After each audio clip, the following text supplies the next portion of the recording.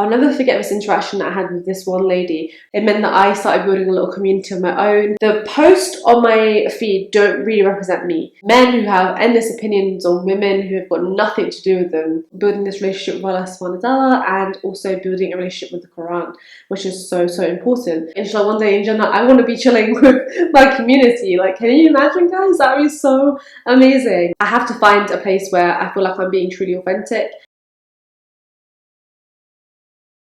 Assalamu alaikum everyone, this is my third and final time I am filming this video because I am so fed up of refilming. It's going to be a fairly long video, so hopefully you have a post-iftari snack or drink ready if you're watching this the time it's posted. I am going to be talking about a shift in my content. As part of the video right here, I'm going to talk about where I started, how I started, why I started. Back years ago, I was, I believe, like 18, 19 when I wanted to get onto the social media world, and I really was in it solely for the purpose of becoming a beauty blogger. There was very few brown-skinned, especially Muslim people that I could relate to as beauty bloggers. Shout out to Safia Tasneem, Fruity Beauty Days. She's like the OG in my opinion. But even now, I still feel like there's always space in that community and in that realm. And I love to see people's recommendations. I was getting into makeup. I really love that. What products are recommended, and later on down the line, it was like, how do I deal with hyperpigmentation? And again, you want to see people who look like you, need representation.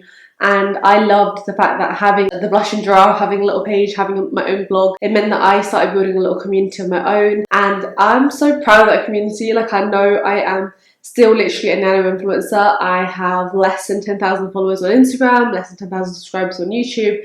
But I'm really proud of my community as it is, and I'm so grateful for it as well, because although what started as a beauty blog has like literally carried me through and seen me through up to my late 20s, the types of women that I've met on there have been absolutely incredible. I'm so grateful for them. Like, they have literally been like gifts sent to me from Allah subhanahu wa ta'ala, and I've really needed a lot of that support. Obviously, in this instance, I'm talking on a more deeper level than beauty, was like some of the stuff I went through or I have been going through, or just even asking for advice or asking for recommendations from you guys. Like, I see it as a very wholesome community where I try and help you guys, and then you guys help me back as well, and it's very beautiful, alhamdulillah. Like I said, when I first started, it was solely for beauty, and then obviously as I got a little bit older, I graduated university with a psychology degree, and then I went into doing my PGCE and started my teaching career.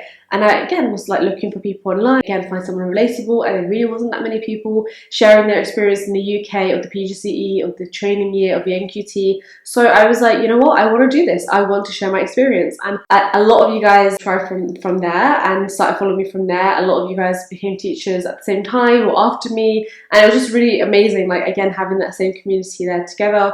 And I would say that like the majority of my Instagram content was still beauty based at the time, but on YouTube I had definitely started like shifting my niche, so to speak, from beauty to also now doing beauty and teaching content. I had a Teacher Talk Tuesday sort of segment, and I was really happy that I was able to help people and just give some advice and some support as well. And then obviously I got married shortly after that, and for the first time ever I was traveling, and I will be so honest here, my vlogs were not very good. I'm not super proud of the honeymoon vlogs I made, because I was making them on this camera I'm filming on, which is a very big clunky Canon DSLR. Vlogs are not great. However, I did then obviously just discover traveling for the first time, and like this whole new world opened for me, and I really want to start sharing that. So again, I said my Instagram content then sort of shifted over to from beauty, lifestyle to also travel as well, and obviously the content on here shifted accordingly. So as you can kind of see, like as I've grown up over the years and documented parts of my life that are really important, my content has shifted accordingly. This kind of like brings me to the first point, which is I'm not planning to not do beauty content anymore. I'm just going to be refining my beauty content first of all. So don't worry if you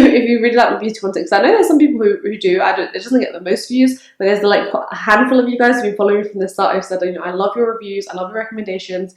I still want to do that. On YouTube, I want to focus more on sole product reviews. I want to also bring back favorites again, comparisons, wear tests, things like that. Guys, let me know if there's anything in particular you want to see. On Instagram as well, I think it's just going to be more sort of more demonstrations of products. For example, on Monday I posted a little demonstration of the Makeup Revolution Dewy Blush, liquid blush, because liquid blushes are all the rage right now, and if I'm going to buy something and I'm interested in it, I then want to show my experience with it, whether it's good, average, bad, and give my 2 pence on it. So again, if I can be a little bit helpful to you guys, that's great, that's awesome. I also want to share tips and tricks on Instagram more, and what I have been doing, which I hope some of you guys don't mind because it must be a little bit annoying if you follow me on both platforms, but I have been posting my reels as YouTube shorts. Again, it just gives you a wider reach. They are pushing shorts like no other, and your YouTube videos, you can spend hours and hours and hours and hours and hours filming them, editing them, etc., and then it gets like 200-300 views, and that is honestly so frustrating because time is so precious and so valuable,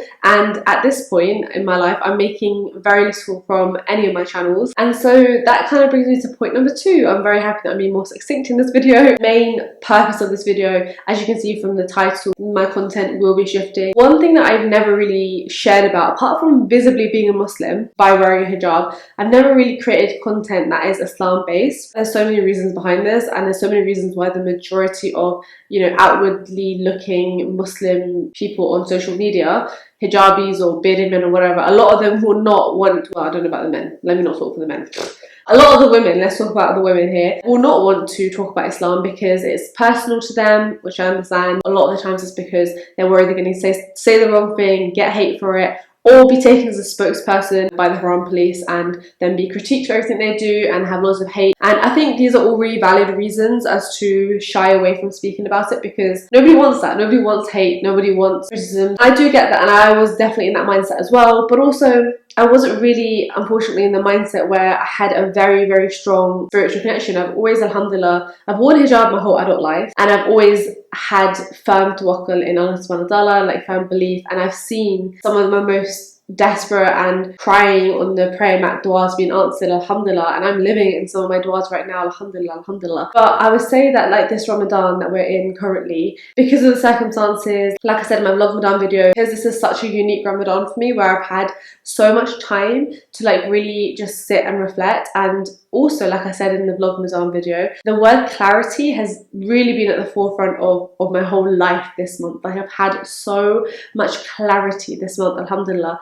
And one of the main things that I've sort of been thinking about outside of learning and outside of Islam is my time outside of Ramadan, because in Ramadan I've definitely put in more time to learning, to bettering myself, to just increasing in things that I should be doing, which I'm sure like the majority of us have done, alhamdulillah. I really feel strongly that the version of me that I'm seeing in Ramadan, even if she decreases from like this 100% of this version to 80%, I still want to keep that at 80%. I don't want it to go all the way back down to 50%, 40%. Really, when you sort of strip everything back, it comes down to timing and priorities in life. Building this relationship with Allah subhanahu wa ta'ala, and also building a relationship with the Quran, which is so, so important. Outside of Ramadan, the clarity kind of gets fuzzy, and obviously we know what that is. We're open Muslims, we know what's whispering in our ears all the time and being distracting us and all the rest of it. I just realized that I have to be so intentional about my time, and so intentional about what I really want to strive for, which ultimately is Jannah. I know a lot of you guys have been watching the Jannah series and have been so inspired by it, just like I have. The Yaqeen Institute, Omar Suleiman, like I have made so much dua for them. I mean, I challenge you, especially if you're a Muslim, to watch that series and not want to strive towards Jannah. All of these things combined, right? Like my change in routine, my increase in positivity that I've seen in myself that I want to continue, and then the renewal of my intention of really wanting Jannah, yearning and striving for Jannah. I think a lot of the times like we can get so lost in the world, especially with social media. And the thing is, I love social media, that's not going to change. It is a big part of my life. It has been for a very long time, even when I was living at home. I know that I do purposely spend a lot of time on there, and I'm quite good at creating my feeds to be positive, inspiring, uplifting places. I remember that Yasmin Mujahid talk where she said, you know, back in the day, people used to get all their information and like all their external world stuff from a newspaper, and now we open our phones up and everything that we're feeding into ourselves from our Instagram feeds and our YouTube subscriptions, that is what is shaping us, and that is what direction our life is going in. And so it's so important to be selective, create a feed that uplifts you, helps you be better, and ultimately for me, like reminds me of my final destination. But this is where I think that there's a big sort of lack in the Muslim community online, because alhamdulillah, we are so blessed in this day and age that we have incredible sheikhs, scholars, muftis, speakers, alimas who are literally giving out a wealth of information on so many topics. We have so much information on our fingertips now, alhamdulillah. So on one end of the spectrum, we've got these incredible learned people who we should all be learning from. And then on the other end of the spectrum, we've got the average day-to-day Muslim community, which I believe I'm part of as well. But I think there's this like big space in the middle here, and let me know what you guys think, if you can also relate, where there's not too much merging of the two. And again, there's so many reasons why people don't want to be accused of trying to, like, you know, be better than they are. And I understand that people can be so harsh and cruel. There's so many people on behind the screens who consume content, who forget that anything that they say or anything that they backbite will come back to them on a day of judgment. Going off on a slight tangent here, but you know, people who don't agree with something you're doing or don't like something you're doing, I just find it bizarre how they forget that you can actually just unfollow, and that's that. You don't need to continue watching their lives with like anger, resentment, envy, all these different emotions. You don't need to start a massive chat about them with other people in your real life, because all you're doing is giving them your good deed. It is bizarre to me how some people are so dedicated on hating, because trust me, there's a handful of bloggers that I've come across who I've seen change, and in my opinion, not for the better. They've either become snooty because their numbers have grown, they think they're better than other people, or they've had like a complete personality transplant, and I can't resonate with them or relate to them, or I'm not inspired by them anymore. And so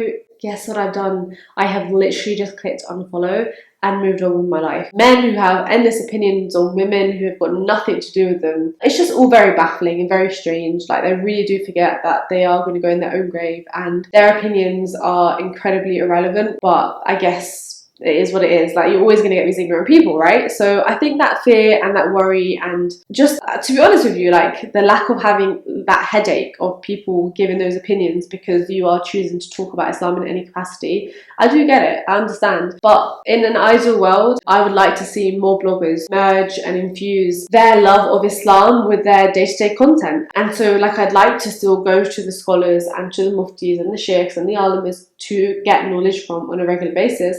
But personally, I want to see more of like just Islam being spoken about from an average Muslim, because that is more relatable to me, and that is more inspiring as well to me in a way, and more motivating to me, because it's like, well, if that person can do it, and you know, you can see that they are not perfect, you can see that they've still got stuff to work on, but you can also see that they're striving, they're trying. Genuinely, the effect that it can have on people is incredible. So something that I spoke about in my last video, which I've totally forgotten, and I really want to touch on here, is one of the main reasons why I want to shift my content as well slightly in this direction, is because when I really think about the impact that I've had on social media, I think it's important as well, because you know what? Before, I used to think, well, I'm such a small blogger, like I'm not really having an impact anyway.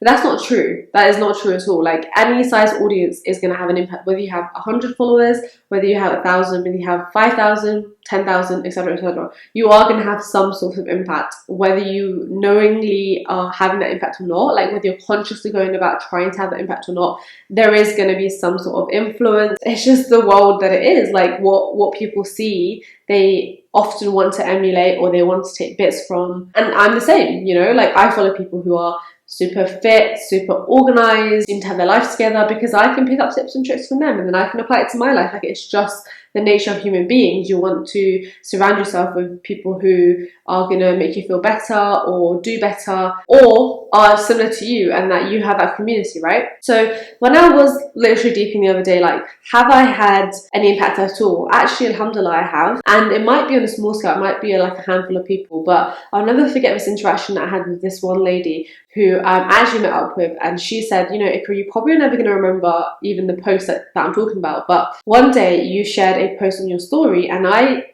really needed to read that. And honestly, in that moment, I decided to make a change in my life. The way that I had goosebumps, you guys, like the way that I was just shocked.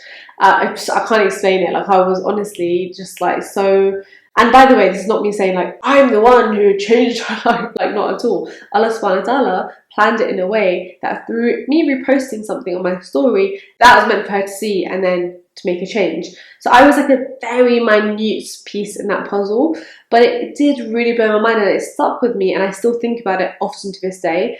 And actually, when you look at my Instagram feed, right, the posts on my feed don't really represent me. They represent stuff that I've created or things that I've done. My travel stuff, I love it. All these things are so important to me. Or like my beauty stuff, I also enjoy doing that. But it's not giving a whole picture of me. And then if you go onto my stories, 9 times out of 10, it'll be something Islam related, spiritual related. And when I say spiritual, I mean that deeper connection with Allah subhanahu wa ta'ala outside of the physical actions of Islam and like the fiqh and the rulings. I would describe myself as quite a spiritual Muslim. A lot of the times, like, I'll repost du'as, inspirational things, anything that I put on my story or I repost on my story, it's like stuff that has resonated with me to a certain extent, or stuff that I feel like could be really helpful to other people. When I really think about, like, there's actually quite a large difference between my story and my feed, and I don't want that to be the case anymore. So my main point, and what I've kind of been alluding to and getting to, is that this year I really want to start creating more content even more authentically than I have been before,